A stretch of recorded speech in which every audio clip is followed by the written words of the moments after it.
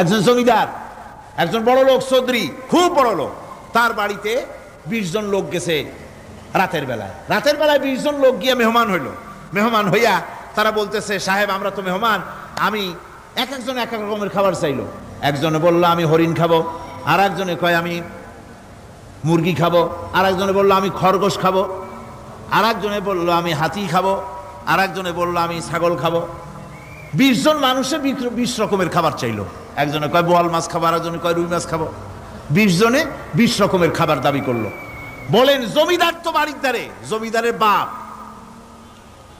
সেও কি পারবে 20 জনকে 20 রকমের খাবার পরিবেশন করতে? কোন প্রস্তুতি ছাড়া পারবে? পারবে। কোন প্রস্তুতি ছাড়া, কোন প্রস্তুতি ছাড়া জমিদার হোক রাজা বাদশাহ হোক 20 জন মানুষের খাবার 20 রকমের দিতে পারে না। আর আল্লাহ এমন রহমান, এই পৃথিবীর লক্ষ কোটি কোটি জাতির প্রাণীকে কোটি কোটি রকমের খাবার আল্লাহ রব্বুল আলামিন পরিবেশন করতেছেন। সাপের খাবার একরকম, ব্যাঙের খাবার আর এক রকম। ব্যাঙে যা খায় সাপে তা খায় না, সাপে যা খায় ব্যাঙে তা খায় না। হাতির খাবার, গন্ডারের খাবার, ভল্লুকের খাবার, বাঘের খাবার, সিংহের খাবার, মানুষের খাবার, ছাগলের খাবার, মুরগির খাবার, মশার খাবার, সারপোকার খাবার, সমস্ত খাবার ভিন্ন ভিন্ন। আবার সমস্ত খাবারের মজা আল্লাহ রাব্বুল আলামিন আলাদা আলাদা করে দিয়েছেন। এমন রহমান, আপনার পেট ভরবেন শুধু স্বাস্থ্য বানাবার জন্য, পেট ভরে খাওয়া দরকারটা ছিল। আল্লাহ পাক দেখলেন যে না, শুধু পেট ভরলে তো এরকম খাইতে চাইবে না, তাই আল্লাহ রাব্বুল আলামিন জিহ্বা দিয়ে দিলেন যাতে করে মজা লাগে আর খায়। সব রকমের মজা, এক এক গোশতে, এক এক মাছে, এক এক তরকারিতে এক এক রকম মজা। না সব রকম মজা, সব একরকম মজা, ভিন্ন ভিন্ন রকমের মজা।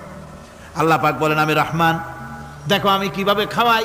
ওয়া কাইয়্যিম মিন দাব্বাতিন লা তাহমিলু রিজকুহা আল্লাহু ইয়ারযুকুহা ওয়া ইয়্যাকুম। এই পৃথিবীতে এমন অনেক বিচরণশীল জীব আছে, যে জীবীরা, যে প্রাণীরা নিজের জন্য কোনো সঞ্চয় করে না, সঞ্চয় করে শুধুমাত্র পৃথিবীর মানুষ। আর পিঁপড়ায় কিছু সঞ্চয় করে। অন্যান্য বহু প্রাণী আছে যাদের কোনো সঞ্চয় নাই। কি বলেন, পাতিশিয়ালের কোনো ব্যাংকে অ্যাকাউন্ট আছে নাকি? না। শীতের মৌসুমে পাতিশিয়াল আইসা ব্যাংকের ম্যানেজারকে বলে না যে কয়েকটা মুরগি আনছি, আমার নামে একটা অ্যাকাউন্ট ওপেন করেন, বৃষ্টির সময় আমি যেন ওগুলো উঠাইয়া পাইকারি দরে খাইতে পারি। ওর কোনো খাবার নাই, সঞ্চয় নাই। এ ধরনের পাখির সঞ্চয় নাই, পশুর সঞ্চয় নাই। মহান আল্লাহ রাব্বুল আলামিন তিনি বলছেন, সকাল বেলায় পাখি তার বাসা দিয়া ক্ষুধার্ত পেট নিয়ে পাখিগুলি উড়ে চলে যায়। সাপ তার গর্ত থেকে বের হয় খালি পেটে, পাতি শৃগল খাঁটি পেট নিয়ে গর্ত থেকে বেরিয়ে যায়। তিমির মতো অত বড় প্রকাণ্ড প্রাণী, হাতির মতো প্রকাণ্ড প্রাণী, গরিলা, শিম্পাঞ্জি, ওরাংওটাং, পিঁপড়া থেকে শুরু করে নিয়ে প্রকাণ্ড তিমি পর্যন্ত সমস্ত প্রাণীগুলি সকালবেলায় খালি পেটে বেরিয়ে যায়। সারাদিন ঘোরাঘুরির পর আল্লাহ সুবহানাহু ওয়া তাআলা বলেন, সন্ধ্যাবেলায় সমস্ত প্রাণীর পেটগুলি ভরে আমি আল্লাহ তাদের বাসায় ফিরাইয়া দেই।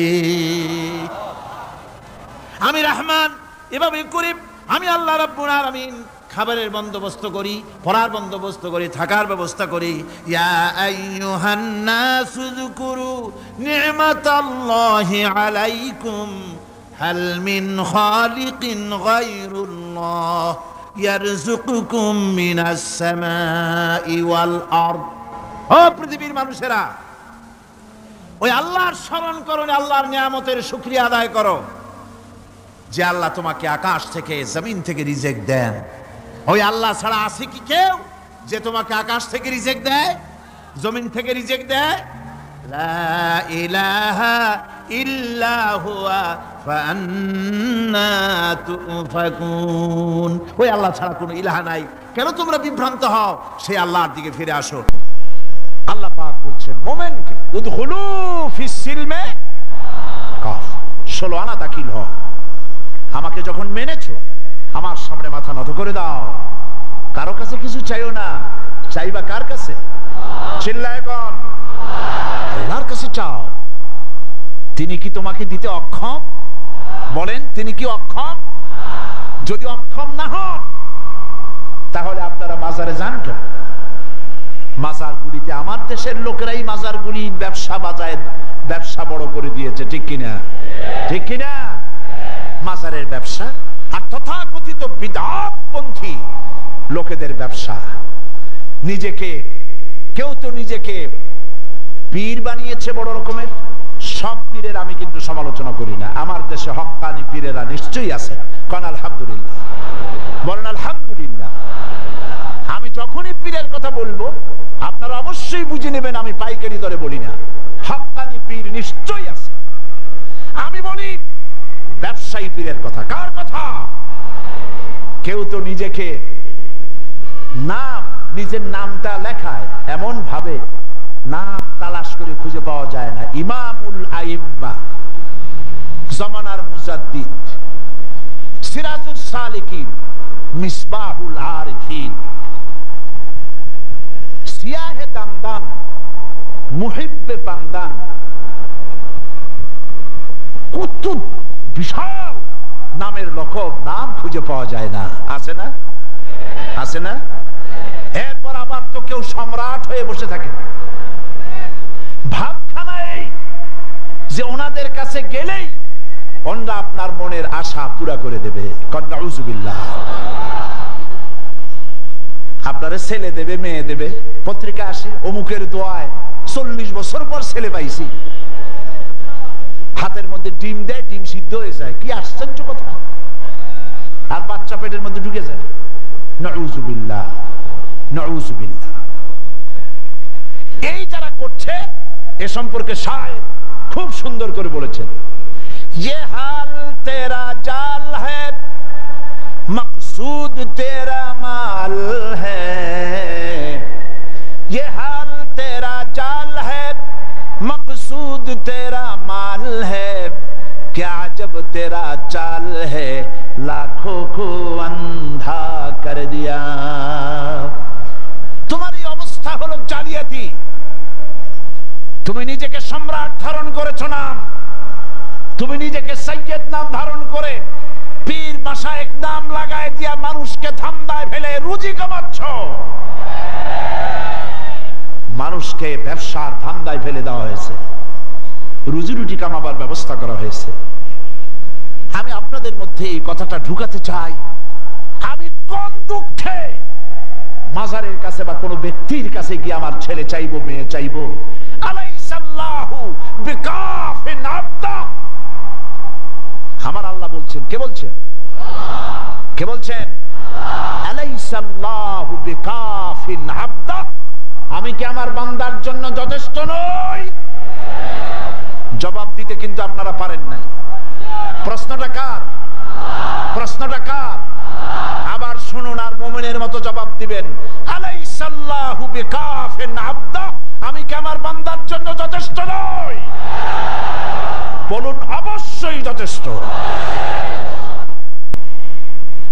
মাজারের কাছে যায়, খাজা বাবার কাছে, ইয়া খাজা মেরে মতলব কো পুরা কর দে।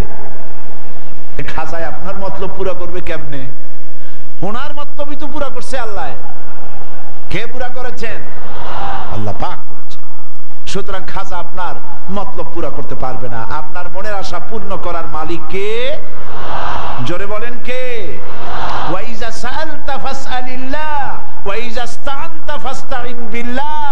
যদি কিছু চাইতে হয় আল্লাহকে, আল্লাহর কাছে চাও। কিছু বলতে হয় আল্লাহকে বলো। আর আল্লাহরে ছেড়ে দিবা তাহলে কোথায় যাবা? ওটা তো আছেই, আরো কিছু আছে। আমাদের গ্রাম এলাকায় বিভিন্ন দেশে দাঁত যখন পড়ে যায়, ছোটবেলায় দাঁত পড়ে না? অবশ্য আপনাদের পড়ে নাই নাকি? পড়ছে। দাঁত পড়লে ওই দাঁত নিয়ে মুরব্বীরা বলে দাঁতটা নিয়ে যাও ইন্দুরের গর্তের কাছে, যাইয়া বলো ইন্দুর ভাই আমার এই দাঁতটা নিয়ে তোমার ছোট্ট চিকুন দাঁতটা দাও। হায় রে কপাল পোড়া, তুমি আল্লাহরে ছাড়ছো, আল্লাহ তোমার ইন্দুরের পায়ের কাছে নিয়ে হাজির করে দিছে। যা মর ইন্দুরের কাছে যাইয়া। আবার কোন কোন এলাকায় আছে গর্ভবতী নারী ডেলিভারি হবে, প্রসব যন্ত্রণায় কাতরাচ্ছে, মুরব্বীরা বলে বিড়ালের পাও ধরিয়া মাপ চাও। কি আশ্চর্য কথা! গর্ভবতী নারীর ডেলিভারির সাথে বিড়ালের পাও ধরার সম্পর্ক কি? বিড়ালের কাছে এই মা কি অন্যায় করেছে যে বিড়ালের পাও ধরে বাপ চাইবে? তার মানে হচ্ছে আল্লাহরে ছেড়েছ, ইন্দুরের পাও ধর, বিড়ালের পাও ধর। আরো আছে চট্টগ্রামে বাজে বস্তান, বিরাট একটা পুকুর, সেই পুকুরের মধ্যে আছে কচ্ছপ। মুসলমান, আমার নিজের চোখে দেখেছি মুসলমান সেখানে গিয়ে কচ্ছপ গুলা মানুষের খাইয়া খাইয়া খুব বুজুর্গ টাইপের হয়েছে, বিরাট বিরাট, গায়ে শ্বেতা পড়ে গেছে। মুসলমান সন্তান, মুসলমান নরনারী কচ্ছপের পায়ের উপরে হাত দিয়ে হাতে চুমা খায়। তুমি আল্লাহরে ছেড়েছ, আল্লাহ তোমার কসম পর্যন্ত পৌঁছায় দিছে। নাউযুবিল্লাহ, জোরে কন নাউযুবিল্লাহ। ওখানে দেখেছি গাছের সাথে ঝুলানো পাথর আর ইট।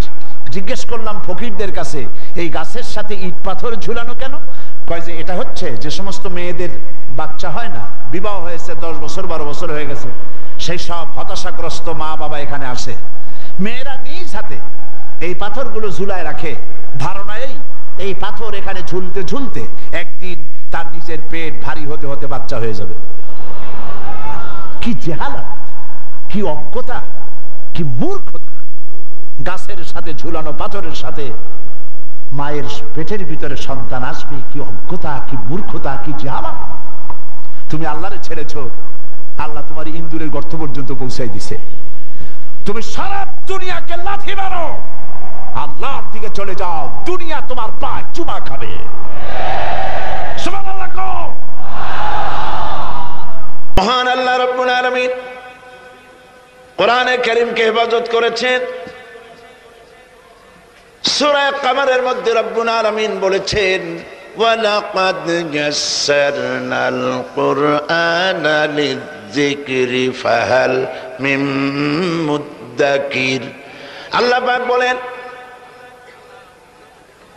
অবশ্যই কোরআনে কারীমকে আমি মানুষের কাছে মুখস্থ করার জন্য আর বোঝার জন্য সহজ করে দিয়েছি। মুখস্থ করাও সহজ আর বোঝাও সহজ। কিন্তু দুর্ভাগ্যজনক সত্য আরেকটি কথা আছে, সেটা হলো এই, মুসলমান দাড়িওয়ালা টুপিওয়ালা আল্লাহর মসজিদের ভেতরে বসে এক শ্রেণীর মুসলমানেরা বলে, কোরআন বোঝা আমাদের কাম না, আমরা পাবলিক, আমরা কোরআনের বুঝবো কি? কোরআন বুঝবে আলেমেরা। অবশ্য এই রকমের লোক নারায়ণগঞ্জে নাই, বিভিন্ন জেলায় আছে। কোরআন আমরা বুঝবো না, বিশাল ব্যাপার, আল্লাহর কোরআন, এর আমরা বুঝবো কি? এই কথাটা শয়তানের একটি ওয়াসওয়াসা, এই কথাটি শয়তানের মারাত্মক ওয়াসওয়াসা। আল্লাহ খান কোরআন দিছেন খালি মৌলানা মৌলবীদের বুঝাবার জন্য, আর কেউ এটা বুঝবে না। আল্লাহ পাক বলছেন, আমি মানুষের জন্য কোরআন বোঝা সহজ করেছি, চেষ্টা করো, বুঝতে চেষ্টা করো। কোরআন শরীফ দুইটা জিনিস, একদিকে বোঝা সহজ, মুখস্থ করাও সহজ। আমার কাছে হাফেজ আমি পেয়েছি 8 বছরের বাচ্চা কোরআন শরীফ মুখস্থ করছে। আজকে পত্রিকায় দেখলাম একটা ছোট্ট মেয়ের ছবি, 7 বছরে কোরআন শরীফ মুখস্থ করেছে, কোন মৌলানা সাহেবের ছেলে, তার মাও হাফেজ বাবাও হাফেজ। 7 বছরের ছোট্ট বাচ্চা 30 পারা করেছে। আপনি কি মনে করেন, পাগলামি মনে করেন এত বড় কোরআন শরীফ মুখস্থ করা? 7 বছরের বাচ্চা কোরআন মুখস্থ করছে। আমার কাছে মনে হলো যেন আটলান্টিক মহাসাগর আল্লাহ ঝিনুকের মধ্যে ঢুকাই দিছে।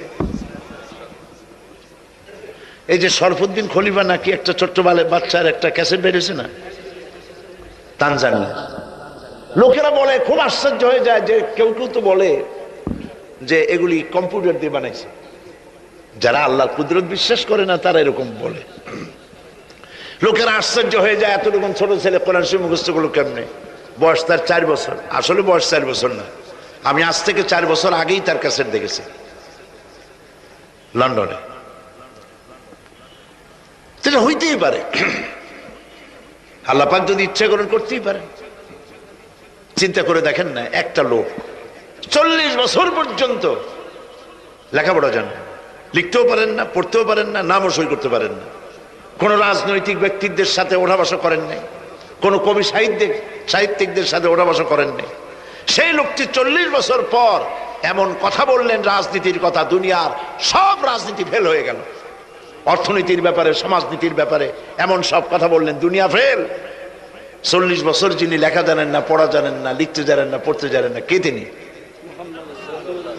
সাল্লাল্লাহু আলাইহি ওয়াসাল্লাম। তো আল্লাহ পাক কেন পারবেন না? মরা গাছ দিয়ে ফুল ফুটাই দিতে পারেন, মরুভূমির ভিতরে পানির প্রস্রবণ ঘটিয়ে দিতে পারেন, আমিরকে ফকির করতে পারেন, ফকিরকে আমির করতে পারেন। এই তো আল্লাহ।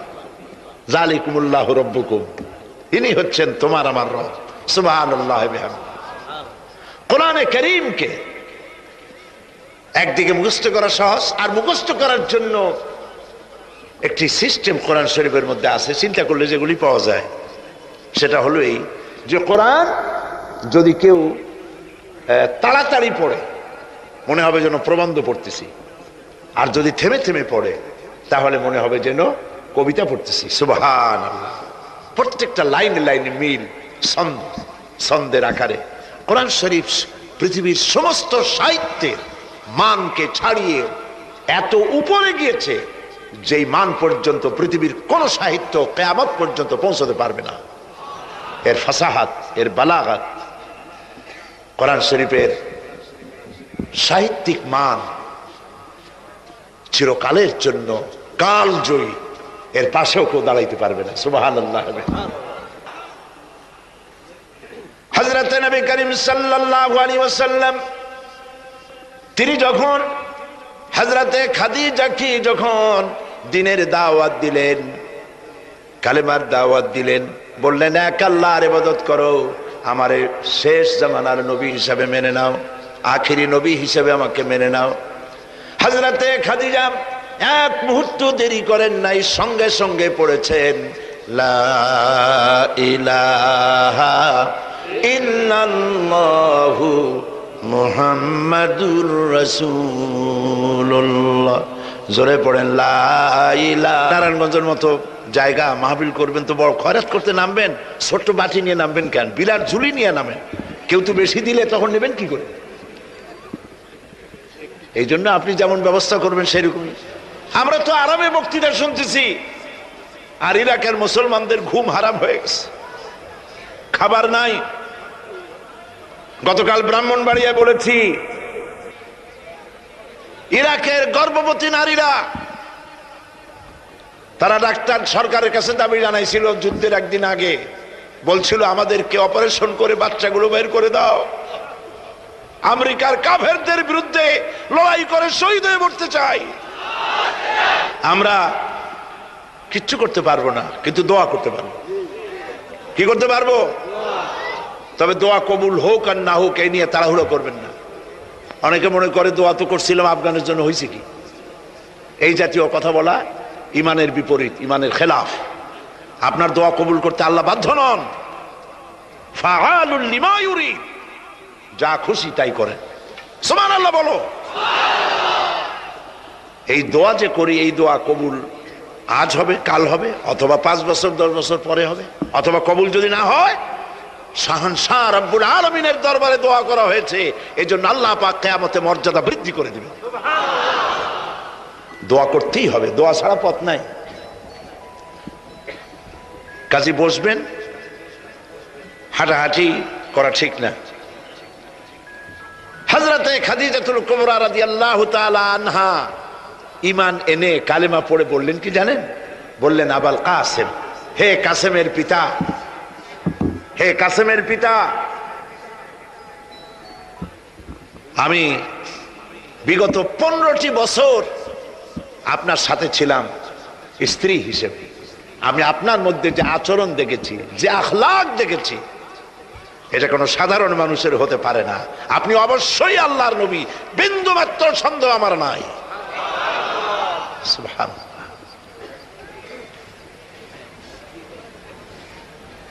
প্রিয় ভাই সব, সেই নবীদের জন্য 3টি শর্তের কথা বলেছিলাম। একটা হলো ওহী, একটা মুজিজা, একটা উন্নত মানের চরিত্র। ওহী ছাড়া নবী হওয়া যায় না। এই কোরআন সর্বশেষ ওহী মুহাম্মদ সাল্লাল্লাহু আলাইহি ওয়াসাল্লামের পরে। এরপরে আল্লাহর কোন ওহী আসবে না, একটা শব্দও আসবে না পৃথিবীর মানুষের জন্য। কমপ্লিট করে দেওয়া হয়েছে। আল ইয়াউমা আকমালতু লাকুম দীনাকুম ওয়া আতমামতু আলাইকুম নি'মাতি ওয়া রাদিতু লাকুমুল ইসলাম দীনা। এটাকে কমপ্লিট করা হয়েছে আল্লাহর পক্ষ থেকে। পৃথিবীর মানুষের জন্য আর একটি শব্দ প্রয়োজন নাই। বিজ্ঞানের আবিষ্কার যত বাড়ুক, কোরআন শরীফের কিচ্ছু তাতে আসে যায় না। যদি কোন আহাম্মক বলে যে বর্তমান হলো বিজ্ঞানের যুগ, কোরআন নাজিল হয়েছে কত বছর আগে? ১৫০০ বছর আগে কোরআন নাজিল হয়েছে। সেই যুগের কোরআন আর এখন মডার্ন যুগ, এখন কি এগুলি চলে? আরে বাবা, তোমার বিজ্ঞান ফেলের সামনে। বিজ্ঞানের থিওরি হচ্ছে, বিজ্ঞানের একটি থিওরি এই যে বিজ্ঞানের কোনো থিওরি ফাইনাল নয়।